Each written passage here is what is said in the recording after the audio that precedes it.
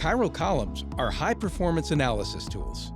Getting the most out of them requires consistent care, starting from the moment they arrive in your lab.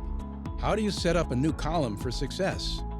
Chiral columns are high-performance tools, so it's important to always equilibrate your new column before running samples.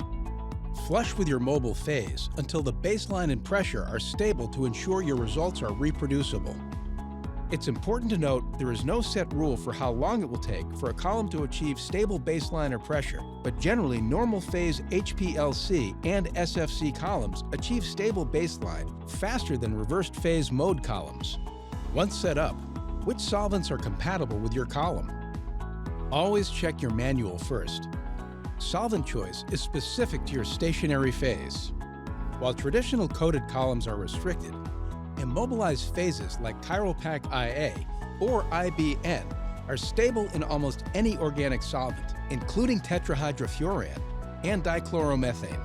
What should you use as a sample solvent?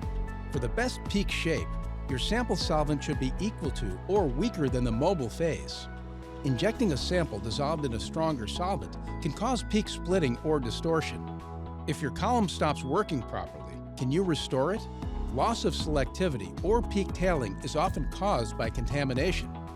For immobilized columns, you can use a regeneration protocol with strong solvents to flush the column and restore the original performance.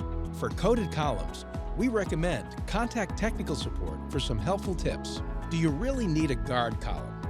Use a guard column to protect your investment. Guard columns protect your larger preparative columns, while guard cartridges are used for analytical columns.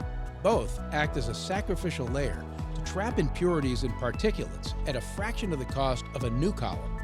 Following these practical steps improves the likelihood of long-term column reliability. For specific protocols or technical support, visit our FAQ page.